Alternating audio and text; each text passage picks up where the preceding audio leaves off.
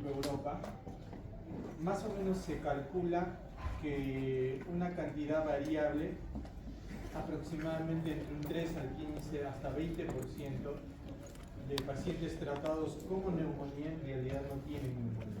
Entonces nos confundimos, pensamos que es neumonía, no es tratamiento, pero es otra cosa. Y ocurre muy frecuentemente eso. Sin embargo, lamentablemente en nuestro medio, en Perú, ocurre un fenómeno contrario, que es que más bien subdiagnosticamos, no sabemos reconocer una neumonía y no la tratamos oportunamente, y bueno, el paciente termina séptico y con una mortalidad mayor. Entonces, lo que no debería ser un reto en nuestro medio se vuelve un reto, que es el diagnosticar una neumonía. Y muchas veces pasa que esto es porque no tenemos muy en claro cómo es una neumonía. ¿Ya? Entonces, este tema, el manejo terapéutico de este tema, sí que es sumamente importante. ¿Sí? ¿Por qué? Porque hay ciertas patologías que vamos a ver durante el año que en realidad puede que las vean o puede que no, ¿no? Dependiendo mucho de la especialidad que hagan, dependiendo mucho del hospital que visiten, dependiendo mucho de la zona donde vayan a hacer su serum, puede que vean o que no vean algo así. Sin embargo, neumonía aguda comunitaria sí van a ver en algún momento de su serum. Y si por ahí alguien le escucha, tienen algún compañero que les dice, no, yo nunca he visto una neumonía, es porque no la ha diagnosticado, se le ha pasado. ¿Sí? Porque en realidad esto es sumamente frecuente. Entonces, este es un tema el cual ustedes sí tienen que aprender bien, y tienen que aprenderlo no solamente con la finalidad de sacar una buena nota en el examen, sino es un tema que lo tienen que interiorizar porque lo tienen que aprender a manejar. ¿Ya? Y no es tan fácil como parece, ¿sí? No es tan fácil como parece, porque uno dice, neumonía es fácil de diagnosticar, ¿no? La mayoría sabe cuál es el cuadro clínico y ustedes presumen que es sencillo, y en realidad no, ¿no? Inclusive hasta en un hospital a veces nos cuesta diagnosticar una neumonía. Y pienso yo es por falta de práctica, ¿no? El último día que hice guardia en el hospital, pues obviamente cuando llega un paciente a hospitalizarse, yo no lo evalúo, ¿no? No hay forma, ¿no? Ya pasé esa etapa, ahora soy asistente, porque ya no lo chequeo, para eso hay internos y residentes. Entonces, la residente, que es una residente de primer año de cardiología, que está de guardia, viene a presentarme a los pacientes que ya han ingresado, ¿no? Y me presenta una paciente que ingresa por pielonefritis diabética. La hospitalizan, bueno, porque como es pielonefritis y es diabética, siempre se corre un riesgo de que esto se complique. Pero la residente me dice que hay un problema, que ya desde emergencia ingresó saturando bajo, y ya le han tenido que poner oxígeno, ¿no? Y como que eso no cuadraba mucho dentro de su cuadro clínico. Obviamente una mujer de más de 50 años desaturando, con una residente de cardiología, lo primero que va a pensar es en falla cardíaca. Entonces se puso a chequear, corazón, todo, ¿no? Y me dijo, no es falla cardíaca, no me parece, ¿no? Pero está desaturada. Entonces yo le pregunto, pues, ¿tiene clínica de pulmonar, algún ruido pulmonar, de repente hay derrame, algo? Y me dice, no. Los pulmones, bueno, yo no lo he examinado, pero lo han revisado la interna, y la interna me ha dicho que está todo bien. Y le digo, a ver, enséñame la radiografía, ¿no? Yo veo la radiografía, y en la radiografía, si bien es cierto, no vi una consolidación muy evidente, como es el patrón típico de neumonía consolidativa, ya la experiencia te va dando como que de haber visto tantas placas, que como que algo dice, esta placa no es normal. Entonces me extrañó un aumento en la trama bronquial en el lado derecho basal. Entonces le dije, bueno, ¿sabes qué? Chequéala, porque me parece que en el lado derecho algo no anda bien. Y me dice, ya, y se va. Y a los 5 o 10 minutos vuelve la residente y me dice, no, definitivamente no es pulmón. Y le digo, ¿ya has intentado quitarle el oxígeno, sí, la saturación se va a 80. Entonces ahí entré con la duda y dije, pues bueno, no va a quedar más que ponerme a trabajar. Y tuve que ir a piso y examinar a la paciente y adivinen qué encontré. Crépitos en base derecha. Entonces la llamé a la residente, le hice escuchar y la residente como que si hubiera visto a Jesús dijo, un milagro, esto no había cuando yo lo examinaba. Y la interna dijo, es que doctor, yo casi nunca había escuchado crépitos, ¿no? Es primera vez. Y les puede sorprender, pero pasa, en el primer grupo que tengo les pregunté a los chicos, les hice una encuesta y solo 5 habían escuchado crépitos en un ser humano. 10 de los 15, 10 nunca habían escuchado a su sexto año en medicina un crépito en un paciente. Y quizá les puede pasar a ustedes. Y tampoco se sientan mal si nunca lo han hecho. Pero deberían tratar de buscar pacientes y escuchar un crépito de neumonía. Y si es que no lo pueden hacer este año, háganlo. Sí o sí lo tienen que hacer el próximo en su niño de internado, porque ahí van a ver un montón de neumonías, ¿sí? Pero para eso tienen que escuchar. Y tienen que escuchar harto, porque para que desarrolles el oído que te permite identificar, no tienes que escuchar 1 o 2 neumonías, tienes que escuchar 20, 30 neumonías. Y ahí ya puedes decir, pues sí, ahora sí, ya sí. Entonces, yo creo que eso nos falta a nosotros en Latinoamérica en general para poder llegar mejor a un diagnóstico, que es lo que nos falta. Ya luego vamos a ver cómo vamos avanzando. Entonces, para que ustedes traten bien una neumonía, tienen que seguir, a mi juicio, esto probablemente no lo van a encontrar en algún libro, pero a mi juicio tienen que seguir 3 pasos muy importantes, ¿sí? El primero de ellos es diagnosticar, obviamente, ¿no? ¿Cómo voy a tratar algo que no diagnostico? Y para el tratamiento hay 3 cosas que son sumamente importantes y que en condiciones ideales siempre deberían estar presentes, ¿sí? Entonces la neumonía es esta, ¿sí? La conjunción de estas 3 cosas. ¿Y cuáles son esas 3 cosas? Síntomas, signos y imagen. ¿Sí? Tiene que haber la conjunción de esas 3 cosas. Sin embargo, yo podría hacer el diagnóstico de NAC solamente con estas 2 de arriba. Podría omitir la imagen, que de hecho les va a pasar a ustedes en su año de ser 1. No, a ninguno de ustedes va a tener radiografía en su ser 1, ¿sí? Con las cosas van a tener estetoscopio, o sea, van a tener que llevar el suyo. Entonces, esas 3 cosas tienen que estar presentes. Y para eso yo tengo que reconocer primero o saber cuáles son los síntomas que más frecuente refieren los pacientes, ¿sí? Y esto varía mucho, porque aunque uno lo lea en el Harrison, por ejemplo, pues en el Harrison te van a salir síntomas que jamás los vas a ver en un paciente. Entonces, es importante que nosotros revisemos metaanálisis en el cual nos digan cuáles son los síntomas más frecuentes reportados no por un investigador, sino reportados por los mismos pacientes, ¿sí? ¿Y cuál es el síntoma más frecuente de neumonía? Porque la mayoría, de hecho el 89% de pacientes reportan como síntoma, es la tos, ¿sí? La tos es el síntoma que más frecuentemente van a referir los pacientes, ¿sí? Ojo, pero aquí en la tos tiene una particularidad. Nosotros diferenciamos la neumonía en neumonía típica y atípica. ¿Por qué le ponemos ese nombre? Le ponemos ese nombre en virtud de la clínica que presenta. Decimos típica cuando el paciente tiene una clínica típica de neumonía, o sea, el cuadro clínico es neumonía. Y le decimos atípico cuando no encaja dentro de ese estándar, ¿sí? Y una tos de neumonía típica, ¿cómo es?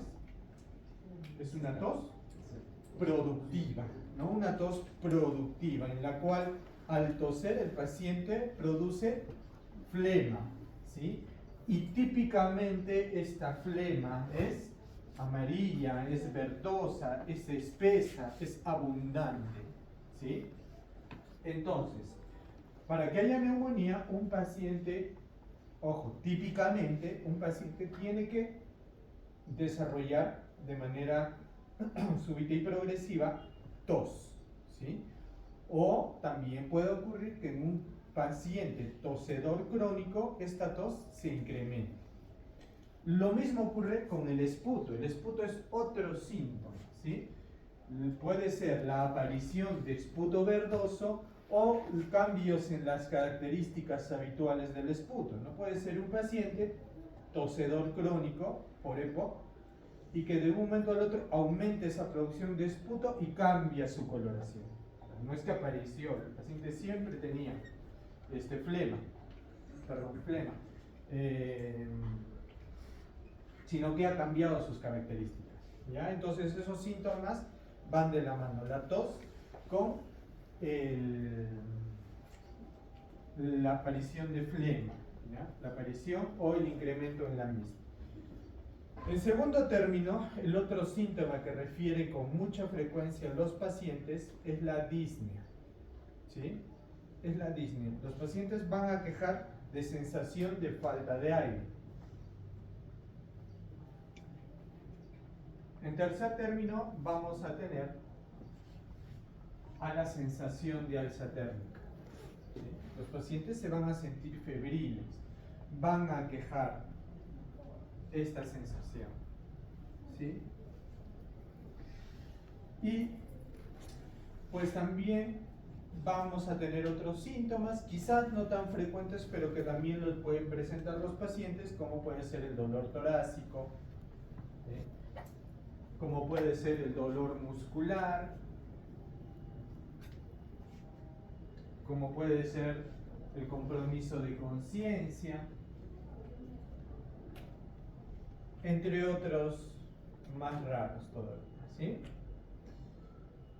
Y antes de pasar al otro punto, digamos, es importante mencionar que la tos atípicamente va a ser una tos seca irritativa, ¿sí? Una tos seca, irritativa y prolongada, dura muchos días. Esa es una tos atípica, ¿ya? Luego vamos a tener a los signos, ¿sí?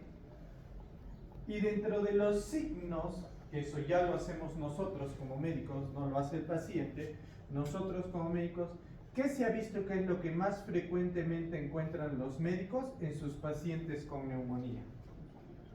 Y el síntoma más frecuente es la taquipnea, ¿sí? La taquipnea, la respiración rápida, es el síntoma que más frecuentemente encuentran los médicos en los pacientes con neumonía, ¿sí? Luego de la taquipnea viene la fiebre, ¿sí? La presencia de fiebre. También los pacientes pueden presentar disminución en la saturación de oxígeno, ¿sí? Hiposaturación.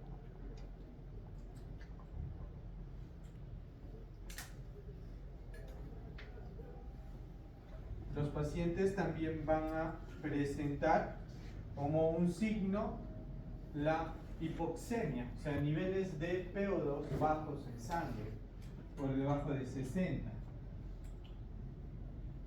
Asimismo, leucocitosis o leucopenia. Asimismo, pueden presentar taquicardia.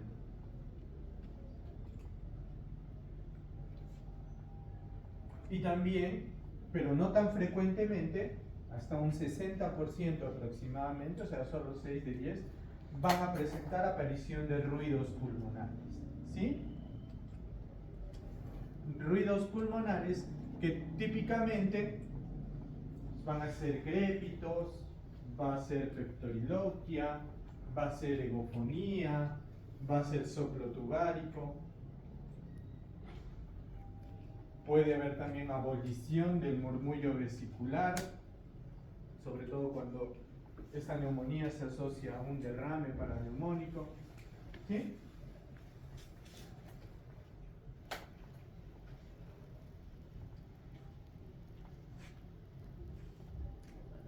Muy bien, entonces como vemos, la neumonía es un conjunto de síntomas y signos que tienen por característica que se presentan en un paciente, como dice su nombre, ¿en dónde? En la comunidad, en su casa, en la calle o en el hospital, pero antes de las 48 horas de hospitalización. O sea, también puede darse una NAC en el hospital siempre y cuando este paciente tenga menos de 2 días de estar hospitalizado, o sea, hasta 48 horas. ¿Sí? Entonces, si yo tengo un paciente que hace síntomas de neumonía al día siguiente de haber sido hospitalizado, eso es una NAC, no es una NI, no es una neumonía intrahospitalaria. ¿Sí? Y finalmente, cuando tenga disponible, voy a hacer uso de las imágenes. ¿Y cuál es la imagen, o diríamos, cuál es el estudio imagenológico ideal para el diagnóstico de neumonía? Pues típicamente la radiografía de tórax. Nos va a bastar con una radiografía de tórax, ¿sí? Y en la radiografía de tórax voy a también encontrar patrones radiográficos típicos y patrones radiográficos atípicos. ¿Cuál es el patrón radiográfico típico? La consolidación, ¿sí? La consolidación, que no es más que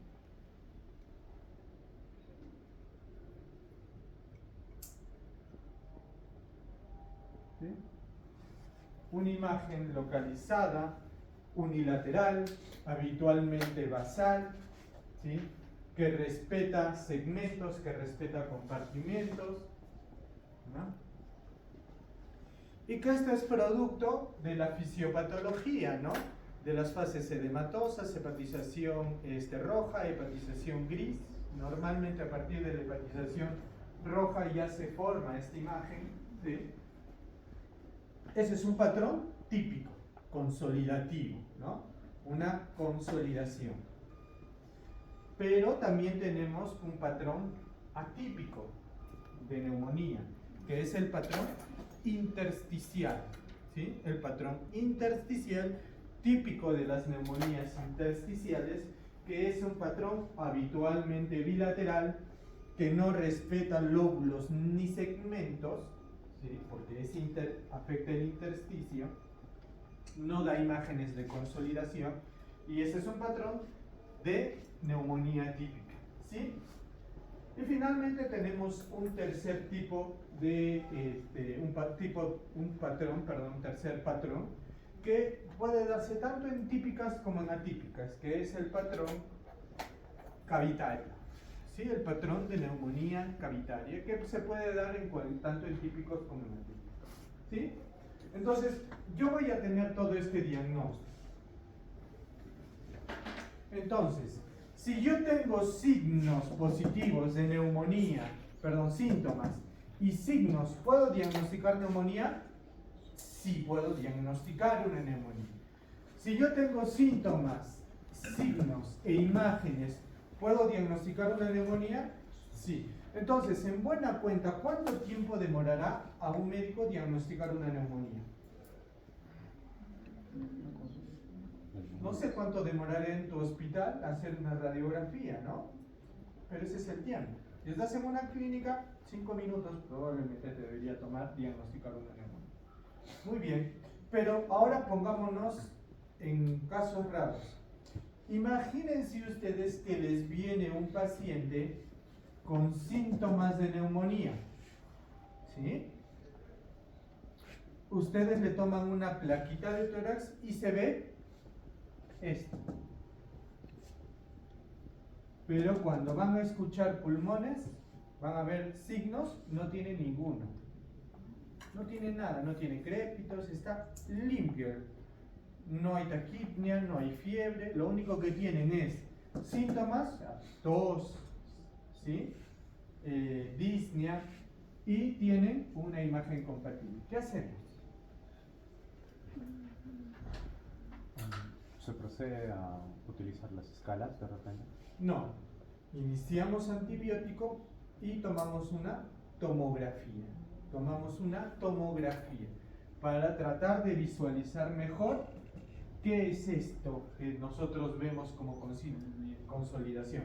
Puede que sea un tumor, ¿sí? Puede que sea un tumor, ¿ya? Ahora, ¿qué pasaría si yo tengo un paciente, ¿sí?, que tiene síntomas de neumonía, tiene signos de neumonía, pero en la radiografía de tórax me sale limpio? No hay nada. ¿Qué hago?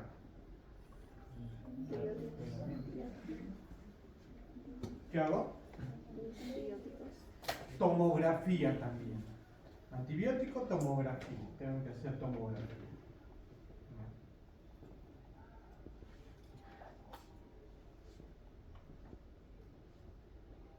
Vamos con otro ejemplo. Yo tengo un paciente que no tiene síntomas, que no tiene signos, pero en la radiografía yo veo una imagen de consolidación. ¿Qué hago? Tomografía, pero nada más, no le doy nada, porque con mucha probabilidad este paciente no tenga nada, ¿sí? Así procedemos entonces con esto. Entonces yo ya tengo definido más o menos mi diagnóstico. Ahora, ¿qué tengo que pensar? Si tiene el cuadro clínico típico, que es lo que hemos conversado, si tiene el cuadro clínico típico, yo ¿en qué bacterias voy a pensar? ¿En qué bacterias voy a pensar? Primero, neumococo, ¿sí? El Streptococcus pneumoniae es el germen más frecuente por ahora de neumonía aguda comunitaria. ¿Por qué digo por ahora? Porque en países del primer mundo se está cada vez más trabajando en vacunación antineumocócica. Entonces, las neumonías por neumococo cada vez están disminuyendo. Y eso hace que el segundo puesto agarre fuerza, que es Haemophilus influenzae, ¿no? El segundo lugar en frecuencia es Haemophilus influenzae. Y en tercer lugar, Moraxella catarrhalis. Bien. Obviamente no son los únicos, hay otros pero que son mucho menores en frecuencia, como por ejemplo el Staphylococcus aureus, como por ejemplo los enterobacteriales gram negativos, como la Klebsiella, como el E. coli, como las pseudomonas, ¿sí? Y entre otras bacterias más. La neumonía típica es viral. ¿Puede ser viral? No, ¿sí? La neumonía típica es típicamente bacteriana, ¿sí?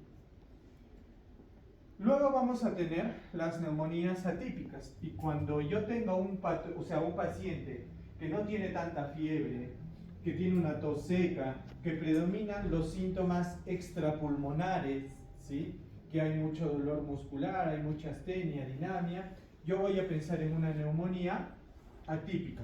¿En quién también sospecharé neumonía típica? En un paciente que tiene síntomas y signos, pero imagen normal.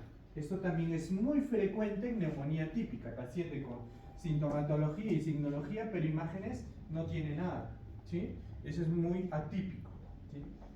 Y en cuanto a la neumonía típica, hay de diversas etiologías. Hay bacteriana, hay viral, hay parasitaria, hay fúngica, ¿sí? Son muchas las alternativas.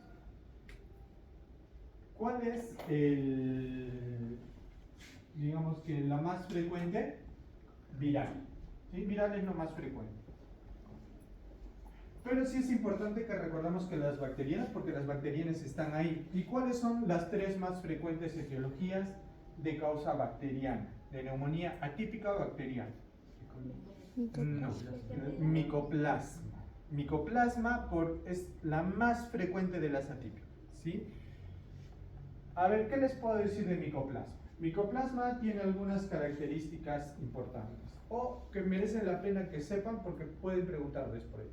Una de ellas es la edad de afectación. Habitualmente, pero no exclusivamente, habitualmente esto afecta a adolescentes y adultos jóvenes. ¿Sí? Salud. Normalmente menores de 30 años y mayores de 12 es la población preferida de micoplasma. ¿Sí? Micoplasma también tiene la característica de producir una tos seca, no muy exigente, pero sí muy duradera, dura semanas, ¿sí? Esa tos, el paciente se queja de una tos que no remite, ¿sí? No remite. En segundo lugar, tenemos una bacteria que ha cambiado de nombre, ¿sí? La Clamidia pneumoniae, que ahora es Clamidófila pneumoniae, es el segundo lugar.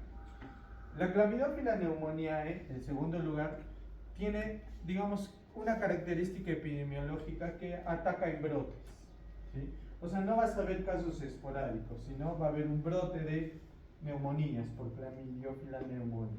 Y otra característica clínica que es muy importante de esta neumonía es que muchas veces se acompaña de ronquera. El paciente queja voz ronca asociada a su neumonía, piensa en clamidia, ¿sí? En tercer lugar en frecuencia, pero la más conocida, legionela, ¿sí? No es tan frecuente, pero sí que es muy famosa. ¿Y por qué es tan famosa la legionela? Porque es la favorita de los exámenes, ¿sí? En todos los exámenes del residentado van a encontrar alguna pregunta sobre legionela. Muy preguntada. ¿Por qué? Porque es una neumonía que tiene características muy inusuales, ¿sí? Por ejemplo, es una neumonía que se puede acompañar de diarrea. Es una neumonía que da tos muy abundante. Es de las atípicas la que más fiebre provoca, ¿sí? Es una neumonía que provoca alteración en el estado de conciencia. ¿Por qué? Porque provoca hiponatremia aguda.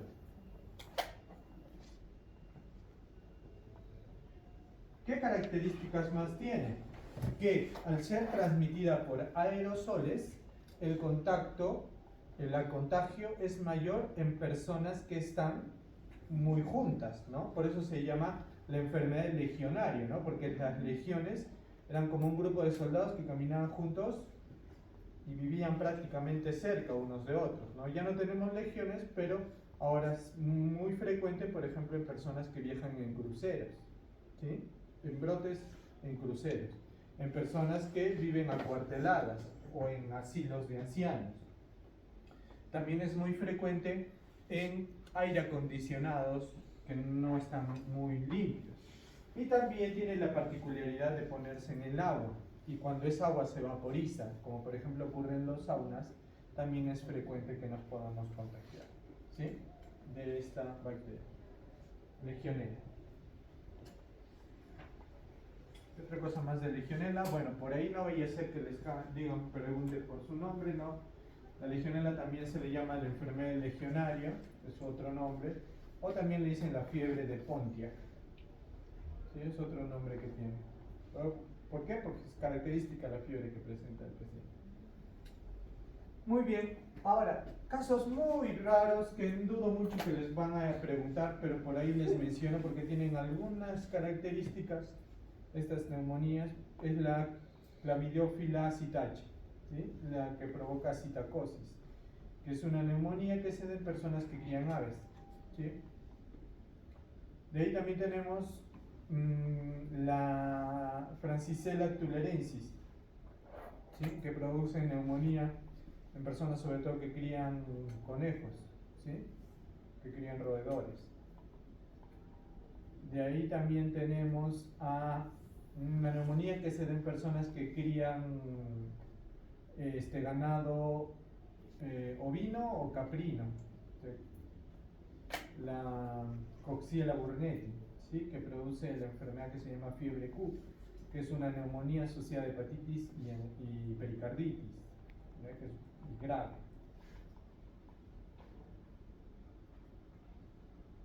Y luego tenemos, ¿sí?, la etiología viral, ¿sí? En cuanto a la etiología viral, tenemos que reconocer a la causa más frecuente, ¿sí? Que al contrario de lo que ustedes están pensando en su cabeza, no es COVID, sino influenza. ¿Sí? Influenza es un virus que provoca epidemias por lo menos una vez en cada década, o a veces más, ¿no? La última vez que ocurrió un brote de influenza en el Perú fue en el 2011, si mal no recuerdo. Desde ahí no hemos vuelto a presentar, ¿sí? Pero probablemente por culpa de COVID, ¿no? Pero ya seguro nos toca. Influenza tiene algunas características muy importantes, tanto clínicas como epidemiológicas. Epidemiológicamente es estacional, ¿sí? Tiene sus estaciones de aparición, ¿no?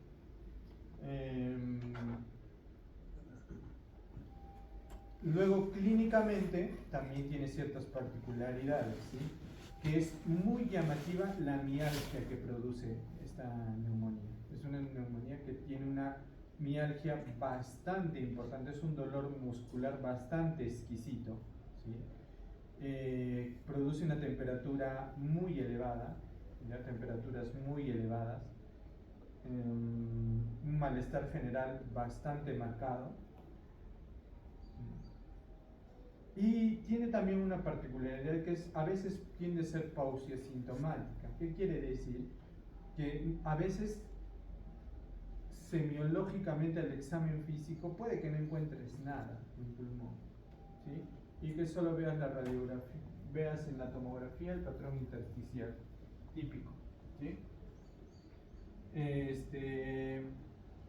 La influenza tiene dos ventajas. La primera de ellas es que sí hay vacuna disponible, ¿sí? Entonces no tendríamos por qué afectarnos mucho, ¿sí? Lamentablemente en el Perú pues no está mucho, no tanto porque no tengamos vacunas, sino porque la gente no le da la gana de vacunarse, porque vacunas hay, sobran y están gratis, ¿sí? Para la influenza.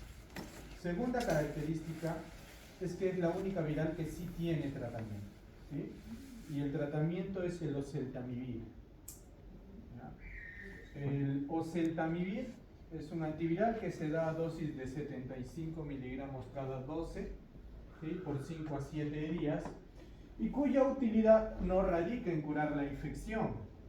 Su utilidad radica en reducir el tiempo de enfermedad, ¿sí? Habitualmente una neumonía por influenza, si no te mata, remite en 14 días, 15 días aproximadamente. Con el tratamiento logramos reducir ese tiempo a 5 a 7 días. Sin embargo, hay un pequeño detalle, que para que tú garantices un éxito o que tu objetivo terapéutico, idealmente deberías iniciar el tratamiento en las primeras 48 horas de iniciados los síntomas. Si tardas un poquito más, es muy probable que llegues a un fracaso terapéutico, ¿sí? Por detrás de influenza tenemos al famoso coronavirus, ¿sí? Coronavirus que ya imagino todos sabrán cuáles son sus signos y síntomas, son muy variados, tienen una afectación multisistémica, ¿sí? Ventajas que tenemos ya vacunas disponibles, sin embargo no tenemos tratamiento específico. Luego tenemos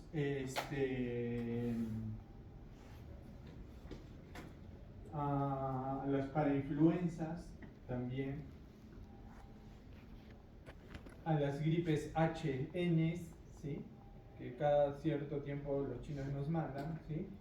Las variedades H1N1, la H3N5, variables, ¿sí? Gripe aviar, gripe porcina, gripe del murciélago, cada animalito que lo tiene su propia gripe, esos aparecen cada cierto tiempo, ¿no? De ahí luego también tenemos, que son más frecuentes en niños que en adultos, adenovirus, virus sincitial respiratorio y infinidad de virus más, ¿sí? Pero los más importantes, digamos, sobre los que debemos recordar son ellos. De ahí ya lo demás es muy bajo. Quizás hacer una mención a neumocistis carni, Girovesi, antes llamado Pneumocystis caninii, ¿sí? Cuando era un hongo, ¿sí?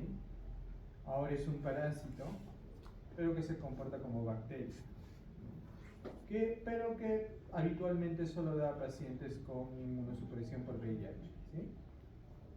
Es una enfermedad característica de estadio SIDA. Y de ahí, digamos, algún hongo importante en este sentido, Aspergillus, ¿sí?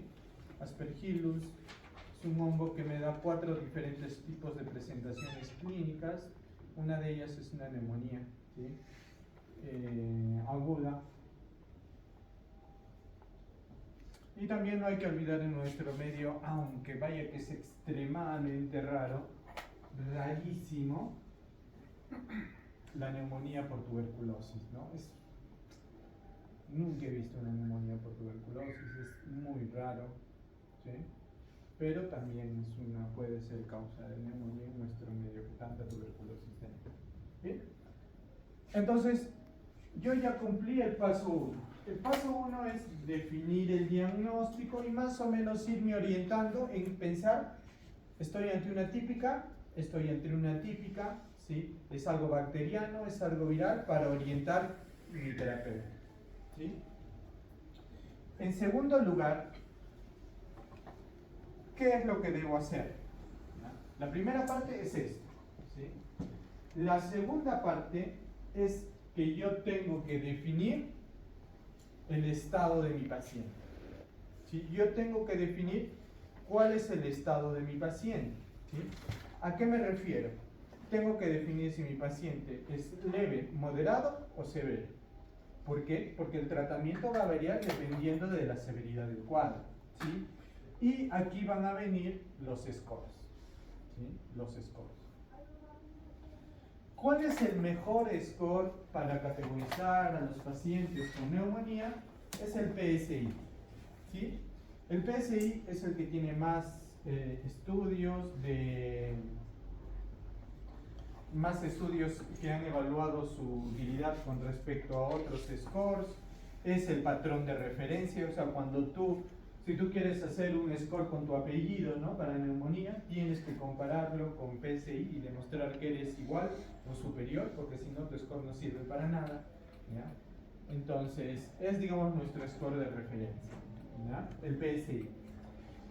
El PSI tienen que conocerlo, ¿sí? Lo van a manejar mucho en el internado, y idealmente es el score que deberíamos hacer en pacientes hospitalizados, pero bueno, les voy a dar la buena noticia, que no se necesitan aprender para el examen porque es muy complicado, si no imposible, que les podamos colocar algún caso clínico con tantos factores que incluye PSI, ¿sí? Tendríamos que hacer una hoja de caso clínico, ¿sí? Solo para tratar de hacer PSI. Entonces, digamos que, y tampoco es inteligente aprenderte de memoria algo que puedes tener en tu celular, ¿no? Entonces, si tú estás con tu paciente hospitalizado, simplemente sacas tu celular, llenas datos y te va a botar el PSI, ¿sí?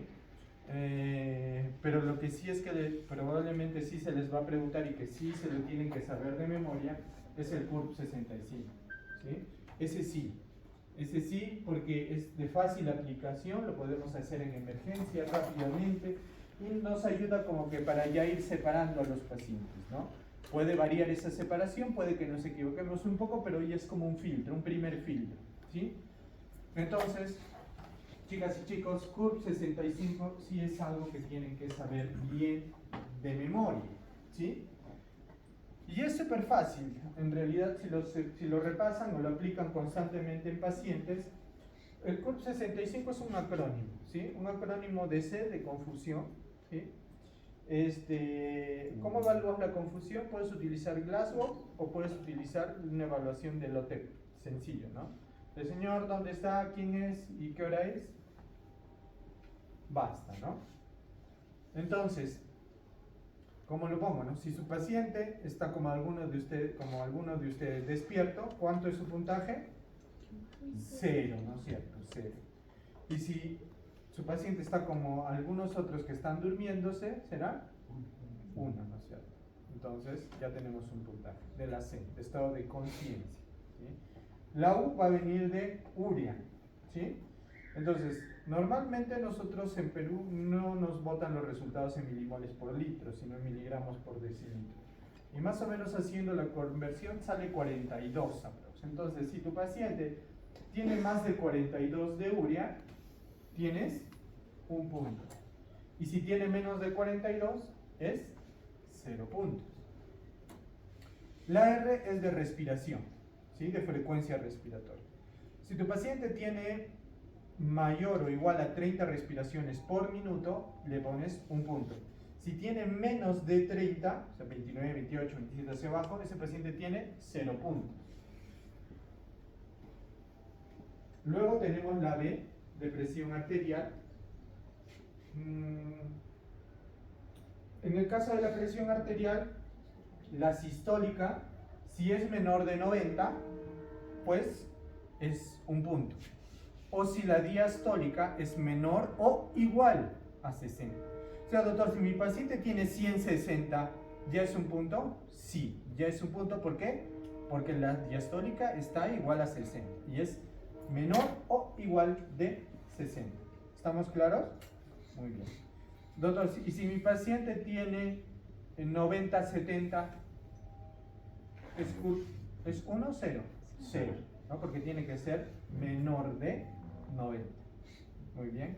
Y finalmente el 65 es de la edad. Si tu paciente tiene más de 65 años, ese paciente es CURP 1. Y si es menor de 60, o sea, a partir de 64, es CURP 0. ¿Ya? Entonces, pues yo voy a categorizar así a mis pacientes, ¿sí? Entonces, si yo tengo un paciente en el cual el CURP me sale 0 o me sale 1,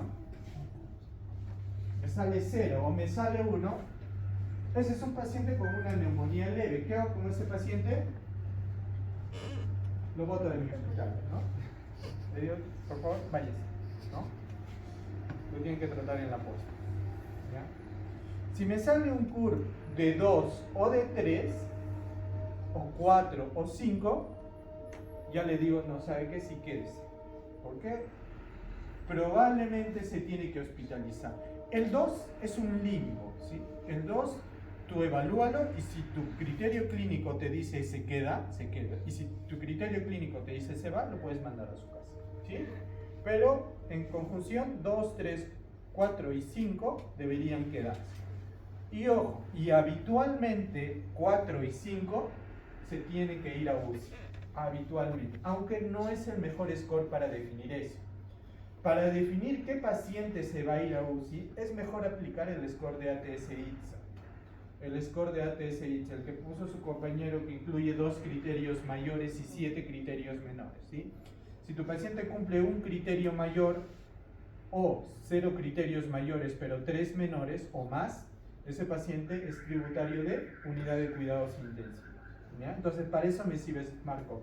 Entonces, como ven, ya tenemos 3 scores que debemos conocer: CURP 65, PSI y ATS-ITSA, ¿sí? Entonces, para ver en dónde manejo y también qué tratamiento va a recibir, ¿ya? Cosas muy puntuales de PSI que me gustaría que sepan. Quizás no lo aprendan todo, pero cosas sencillas. Si tu puntaje es de 70 o menos, con tranquilidad manéjalo en el hospital, perdón, en la casa. Si tu puntaje es de 70 o menos, tranquilo, en casa. Si tu puntaje es mayor de 130, sí o sí, ese paciente tiene que estar hospitalizado, no hay más, ¿sí? Y si tu puntaje está entre 70 y 130, juicio clínico, ¿sí? Tú evalúa. Muy bien, y así termino la segunda parte. Entonces, ya separé y vamos a hacer de cuenta que todos sus 6 compañeros que están aquí me salieron CURP 0, CURP 1, ¿sí? Entonces son leves, ¿sí? Digamos que los que están aquí son moderados, ¿no? O sea, salieron 2, 3, entonces están, digamos que, como para manejarlos en el hospital. Y sus 3 compañeras me salieron CURP 4, 5, o sea que ellas se van a UCI, ¿no? Y a su compañera que me salió CURP 2, ¿sí? Le encontré 4 criterios de ATS-ITSA. Entonces, ¿qué tengo que hacer? Decirle lo siento, señal de la cruz y mandarla a UCI, ¿no? Porque por más que me haya salido un CURP 2, tiene los criterios de ATS-ITSA, se va a UCI. ¿Ya? ¿Entienden? Muy bien. Entonces, chicos, no se olviden de CURP. CURP se los van a preguntar en el internado, ¿sí? Evítense problemas. ¿Sí? Permanentemente tengo problemas con los internos, ¿no? Que se acercan y me vienen y me dicen, doctor, el paciente está con neumonía, ¿no? Está bien, ¿para qué le están pidiendo creatinina y urea? Me preguntan, ¿no? Me dicen, si está bien sus riñones, ¿para qué le piden creatinina? Si es solo neumonía. Entonces, ¿qué es lo que hago? ¿No? Les doy un cocacho y les digo, tú se lo pide bien. Y lee CURP 65. Entonces necesitamos una urea. Por eso es que algunos han hecho el score reducido, el CRB 65. ¿Por qué? Para que todo sea clínico, ¿sí? No tener nada de laboratorio. Pero bueno, el CURP ideal, el del estudio, debemos tener una urea. Entre todo paciente con neumonía que te llega por emergencia, tienes que pedirle CREA, ¿sí? Entonces ya los tenemos divididos. Son 3 grupos, ¿no es cierto? Vamos a empezar ya con la tercera parte, que es muy importante. Definir mi terapia empírica. Decir, ya sé que es neumonía, ya sé que es una neumonía típica y la voy a tratar, ya sé que es leve, ya sé que le voy a dar pastillitas y lo voy a tratar así ahora. Venimos a esa parte, ¿sí? Y en la neumonía típica, ¿cuál es el fármaco de primera línea? Los beta-lactámicos, ¿sí? Los beta-lactámicos son de primera línea. En neumonías bacterianas atípicas, ¿cuál será el fármaco de primera línea? Macrólidos. ¿Por qué no beta-lactámicos? Porque si algo tienen estas 3 bacterias en común, es que no tienen pared celular. ¿Ya? Son bacterias que no tienen pared celular. ¿Y dónde actúan los beta-lactámicos? En las PPPs, eliminando la producción de pared celular. Entonces, si yo soy un micoplasma y no tengo pared y me pones meropenem, me voy a reír, ¿no? Si no tengo pared, ¿no? ¿Qué me estás mandando? Entonces, para eso utilizamos macrólidos, que son la terapia de primera línea. Entonces, yo defino mi tratamiento, ¿sí? Sus 6 compañeros dijimos que son leves, ¿no? Entonces, lo primero que tengo que hacer cuando yo tenga leves es hacerme la siguiente pregunta.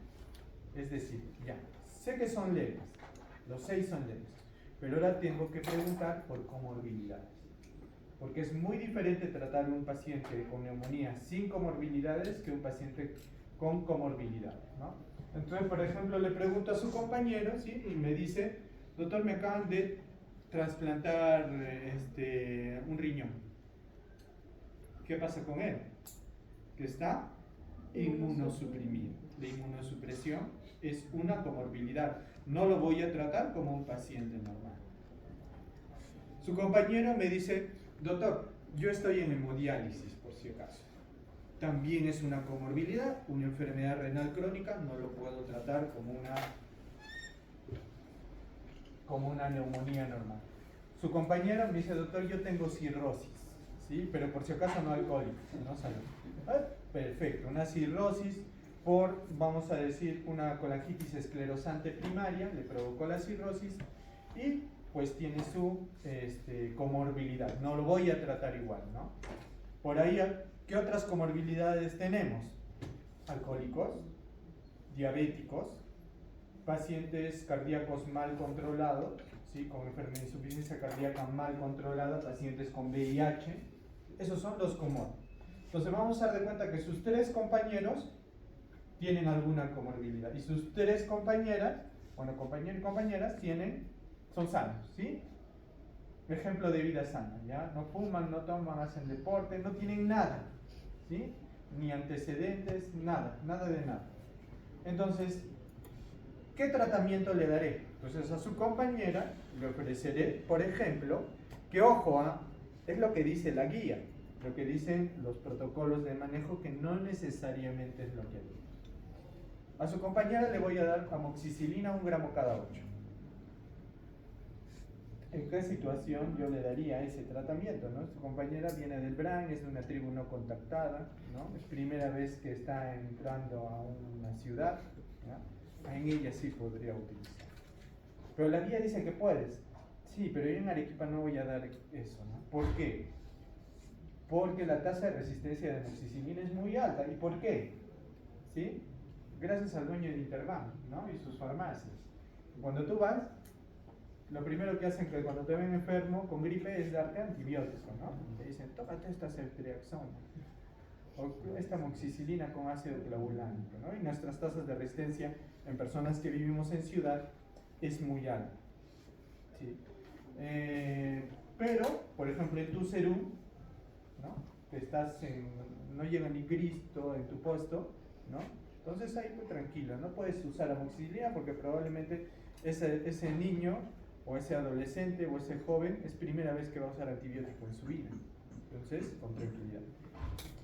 Sin embargo, si te preguntan en el examen, es una opción, y es una buena opción amoxicilina amoxicilina pura, 1 gramo cada 8, pero en la vida real, no te la juegas, ¿sí?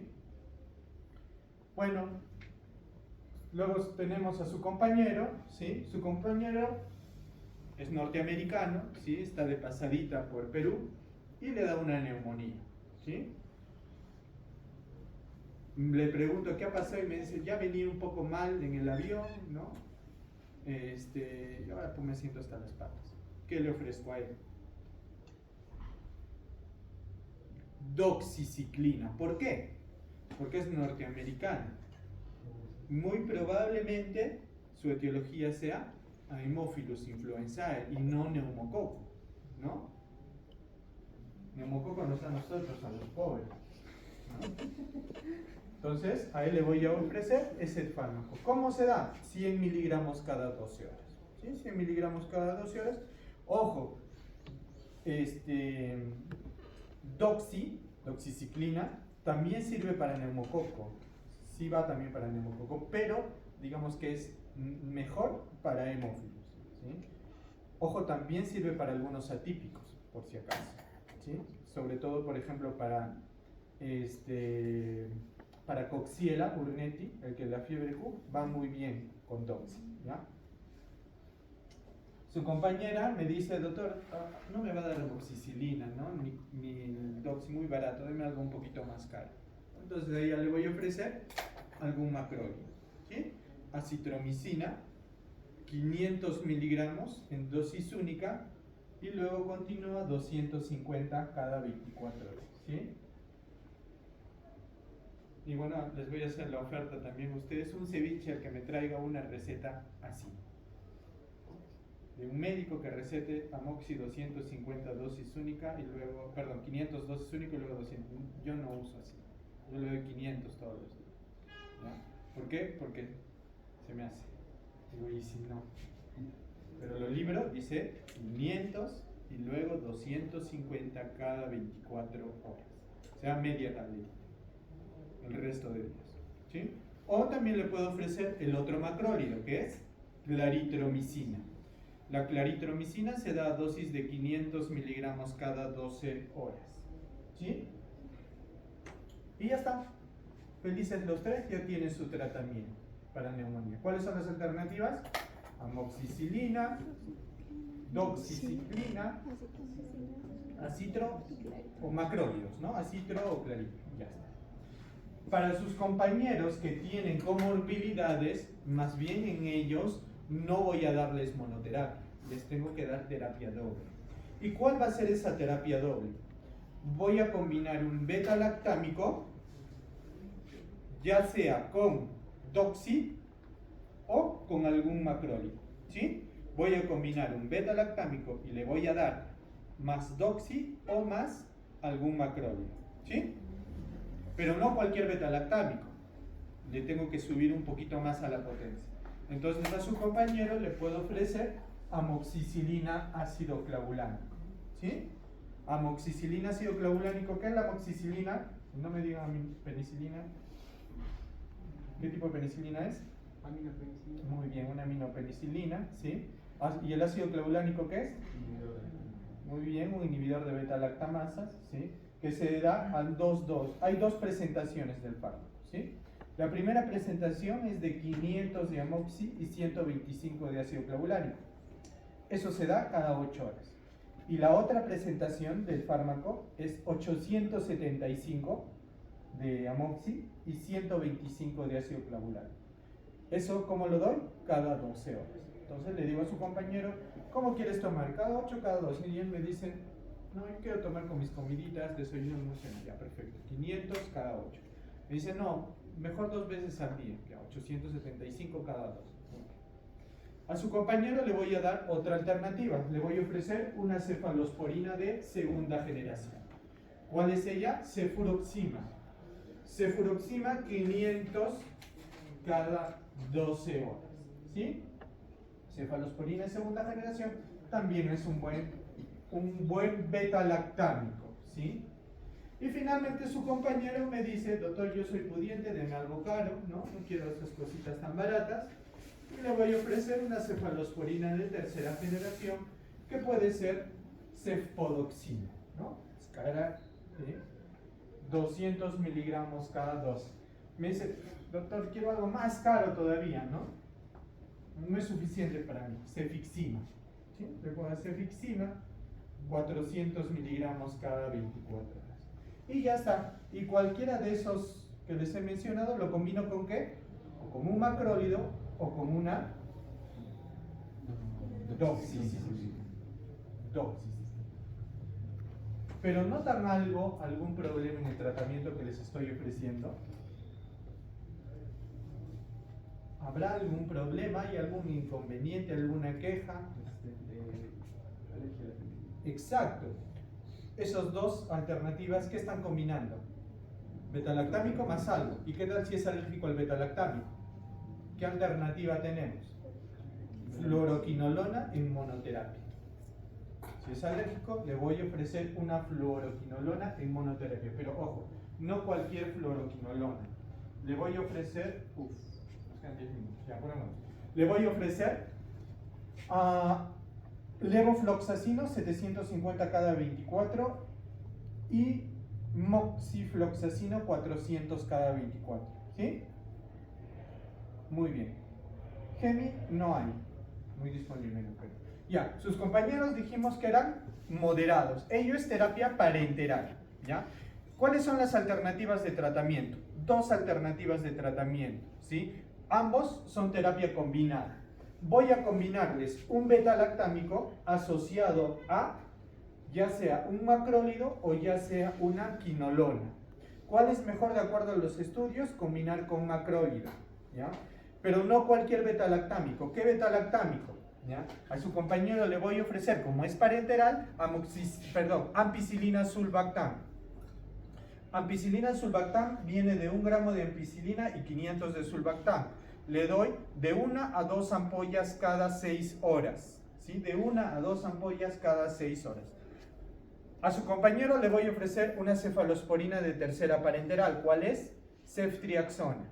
¿Sí? Ceftriaxona. La dosis de ceftriaxona, 2 gramos cada 24. A su compañero le voy a ofrecer otra, cefotaxima, 2 gramos cada 8 horas. ¿Sí? ¿Y a eso qué lo voy a asociar? A una quinolona, levo, moxi o a un macrólido, a citroclaritro. ¿Sí? Y ya está su tratamiento. ¿Hay algún inconveniente con este tratamiento? Lo mismo, alergia a penicilina. ¿Qué hago si es alérgico a penicilina? Voy a combinar clindamicina, 600 cada 8, con alguna quinolona. ¿Ya? Clindamicina con alguna quinolona. Y ya está su tratamiento. ¿Sí? Muy bien. Vamos con sus compañeras. Las tres son severas. Están en UCI. ¿Ya? Su compañera le dio pseudomonas, ¿no? Tuvo factor de riesgo para pseudomonas. ¿Cuál puede ser ese factor de riesgo? Tiene por ejemplo, una cavidad por una TB antigua. Y en esa cavidad le encanta la pseudomonas las cavidades, las bronquiectasias, las cavidades, le fascina estar ahí, ¿sí? Su compañera se inyecta fentanilo a la venita, ¿no? Entonces, ¿qué le dio? Cuando uno se inyecta Staphylococcus aureus, neumonía por Staphylococcus aureus. Y su compañera simplemente tiene mala suerte, ¿no? Le dio pues, ¿no? Porque es piña, ¿ya? ¿Qué tratamiento le voy a ofrecer a su compañera que esté en UCI que simplemente es piña? Lo mismo que a ellos. Igualito, el mismo tratamiento. Combina un beta-lactámico con un macrólido o con una quinolona, ¿sí? A su compañera que le dio Staphylococcus aureus, pero ojo, no le dio cualquier Staphylococcus, ¿ah? Le dio Marsan, Staphylococcus aureus meticilino resistente. Esa es su bacteria. A ella le voy a dar terapia triple. Le voy a dar lo mismo que les di a ustedes y le voy a agregar vancomicina, 1 gramo cada 12, ¿ya? Pero ella me dice, doctor, yo soy alérgica a la vancomicina, ¿ya? Linezolid, 600 cada 12, ¿sí? Tenemos esas dos alternativas. Su compañera es pseudomonas, ¿sí? ¿Qué hago? Le doy terapia doble, pero el beta-lactámico lo voy a cambiar por un beta-lactámico antipseudomónico. Y su compañera los mencionó perfecto, y a la dosis que ella los dijo, ya no se los voy a repetir: ceftazidima, piperacilina, tazobactam, cefepime, imipenem y meropenem. Revisen en las diapos, sus dosis están perfectas, ¿ya? Solo algo más les falta a ellos, que es obligatorio darles a las 3, a las 4, ¿no? Porque tú también te viniste para UCI. Corticoides. Tenemos que darles corticoides. Un ciclo de 5 a 7 días de corticoides. Ya en la última guía actualización del año, no en las guías, sino en las revisiones, han salido 3 metaanálisis que son brutales de lo contundente. Dar corticoide en neumonía aguda comunitaria mejora la sobrevida. Antes, ¿qué decíamos? Solo da corticoides cuando la neumonía provoca shock séptico, si no, no des corticoides. Ahora es toda neumonía aguda comunitaria severa, tiene que usar corticoides porque mejora la mortalidad a los 28 días. ¿Qué corticoides? 3 alternativas. 1. Metilprednisolona, de 0,5 a 1 miligramo por kilo, fraccionado en 2 tomos, o sea, cada 12 horas. Opción 1. Opción 2. Hidrocortisona, 200 miligramos, que lo puedes fraccionar en 2 tomas, en 3 tomas o hasta en 4 tomas, ¿sí? Y opción 3, pero que se va a volver opción 1 si es que es neumonía por COVID, dexametasona. Dexametasona 6 miligramos cada 24 horas, ¿sí? ¿Por cuántos días? De 5 a 7 días de tratamiento, ¿ya? Para todos ustedes hospitalizados, mejor dicho, para todos, buena hidratación, buena alimentación. Para ustedes, oxígeno suplementario por la vía que necesiten. Si, por ejemplo, si su compañera está con 48 de frecuencia respiratoria, obnubilada, con CO2 en 100, ¿sí? ¿Cómo la voy a ventilar? Está con Glasgow 7, con intubación, intubada, ¿no? Su compañera, no tanto, le utilizaré cánula binasal de alto flujo, por ejemplo, ¿no? O máscara, a su compañera le pondré máscara reservorio, ¿sí? A ustedes, simplemente cánula binasal, ¿no? Porque no están tan severos. A ellos, sin oxígeno, porque si no, no los hubieran mandado a casa, ¿no? No vas a mandar a casa a un paciente que está desaturado, ¿sí? Diosito te castiga, ¿ya? Entonces, oxígeno, ¿sí? Hidratación. Ahora, tiempo de duración, que no les he mencionado. Aquí en sus 3 compañeros que son súper sanísimos, ¿cuánto debe durar el tratamiento? Actualmente deben borrarse de la cabeza los esquemas de duración de antibiótico. Ya no debemos aplicarlos, no tienen sentido, nunca tuvieron sentido. Ahora ya por fin ya sabemos que sí, no tiene sentido. ¿Cuánto es el manejo de terapia dirigida? ¿Cuánto es para ellos? Mínimo 3 días. Si a los 3 días están bien, basta 3 días. Si no, lo cito a los 5 días. Si no, lo cito a los 7 días. Si a los 7 días no mejoran, ¿qué tengo que hacer? Cambio. No, tengo que reevaluar.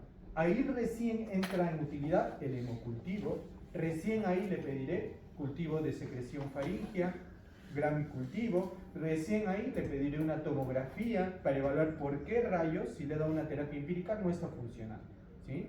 No le pides hemocultivos, no le pides gram a todos los pacientes. ¿Solamente a qué pacientes? A este paciente que yo le era leve, le di tratamiento y a los 7 días no mejora, o a los severos. A todos los severos sí tengo que sacar hemocultivos, sí tengo que sacar cultivo de secreción faríngea, sí tengo que hacer todos los antígeno urinario, ¿sí? Para neumococo o para legionela, etc. ¿Ya? En sus compañeros que tienen una comorbilidad, ¿cuánto tiempo mínimo de tratamiento? 5 días. A sus compañeros que están con una neumonía moderada hospitalizados, mínimo ¿cuántos días? 5 días. ¿Y a ellas cuántos días? 7. Mínimo, no estoy diciendo que solo 7 y de ahí los dejo a su suerte, no, se reevalúa. Por ejemplo, su compañera como está intubada, a ella le he tenido que dar 21 días de tratamiento. A su compañera como estaba con cánula vinasal de alto flujo, le di 10 días. Y a su compañera que estaba con máscara de reservorio y simplemente fue mala suerte, no tuvo ni pseudomonas ni el otro, 7 días. Y suficiente, ¿sí? ¿Siempre tiene que ser parenteral? No. Yo puedo lo que se llama desescalar. ¿Qué quiere decir? Que le doy un antibiótico por vía endovenosa y luego se lo paso a vía oral. ¿Se puede hacer eso? Sí se puede hacer. ¿Qué me ayuda para hacer? La clínica, que tu paciente ya esté estable. Y 2, la procalcitonina, que tengas una proca normal. Con esos 2 parámetros tú puedes decir, ya, le voy a suspender la piperacilina tazobactam y lo voy a pasar a amoxicilina ácido clavulánico. Podrías hacer eso, por ejemplo, ¿sí? O que digas, ya, de ceftriaxona lo voy a pasar a cefuroxima por vía oral. Podemos hacer eso con esos 2 criterios, que ya no tenga requerimiento de oxígeno, que ya no esté taquipneico, que ya no haga fiebre más de 3 días, ¿sí? Que ya no esté taquicárdico. Con esos criterios ya puedo solucionar. Y finalmente, ya para terminar, se nos ha ido la hora, prevención secundaria, ¿sí? ¿A qué va orientada la prevención secundaria? Vacunación. La persona se tiene que vacunar, ¿sí? Vacuna contra el COVID, vacuna contra influenza, vacuna contra neumococo, ¿sí? ¿Qué más? Lavadito de manos. Y finalmente, el tratar de controlar su comorbilidad. A ese diabético que esté bien controlado. Al paciente que está con insuficiencia cardíaca, que se controle bien su insuficiencia cardíaca. Y finalmente, que abandone los hábitos nocivos, ¿no? Que deje el licor, que deje el cigarro y que empiece a hacer ejercicio, ¿sí? Muy bien. Eso es todo.